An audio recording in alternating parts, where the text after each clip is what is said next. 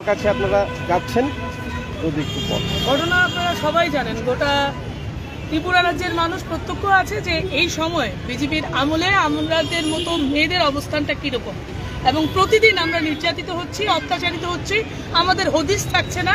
এই রাজত্বে আমরা কি আদৌ নিরাপত্তা নিয়ে থাকতে পারবো কি না এটা জিজ্ঞাসা করার জন্য আমরা যাচ্ছি পুলিশের সেই কার্যালয়ের সামনে, ডিসি অফিসের সামনে। কারণ পুলিশও আজকে একেবারে নীরব দর্শকের ভূমিকা পালন করছেন। যারা রক্ষক তারা যদি মেয়েদের কোনো রকমের নিরাপত্তা না দেন তো সেই রকমের পুলিশেরকে আমরা কি বলবো, লজ্জা আমাদের নয়, ওদের নিশ্চয়ই লজ্জা। কারণ এই সমাজের সবচাইতে গুরুত্বপূর্ণ অংশ তাদের মায়ের জাতকে তারা রক্ষা করতে পারছে না।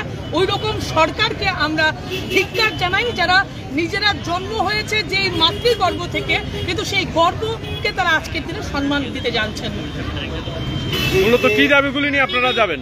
এই সময় আপনারা জানেন আমাদের যুবকদের যে সমস্যাগুলি আছে, চরম বেকারত্ব, তার সাথে জ্বলন্ত সমস্যা, প্রতিনিয়ত খুন, ধর্ষণ, রাহাজানি এবং মানুষকে কিডন্যাপ করে নিয়ে যাওয়া হচ্ছে।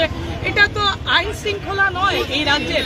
এবং আপামর জনগণের যে সমস্যাগুলি, এটা নিত্যদিনের যে সমস্যাগুলি আমরা দেখছি, এই সমস্যাগুলি নিয়েই আমরা পুলিশের কাছে যেতে চাইছি।